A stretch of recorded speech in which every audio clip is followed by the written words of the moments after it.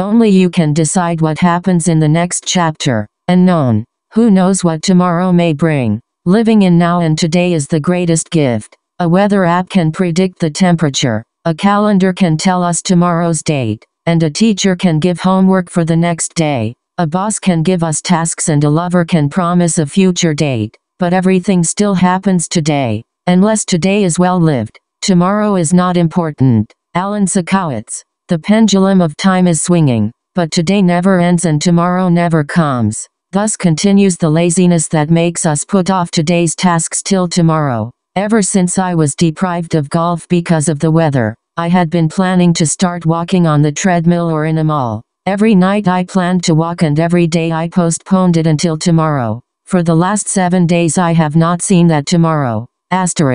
Eventually, I tried to bring together 3 angles. It was Martin Luther King's Day. It was bright and shining, and all I needed was an accommodating golf club. I turned on the Golf Now and booked myself a tee time at a Meadows Golf Club, the nearest that was open. The greens were closed and flags were displaced. I was paired with a Korean who was fond of telling jokes mostly of Oriental origin. I enjoyed his great company and strange accent. He knew how to make others laugh.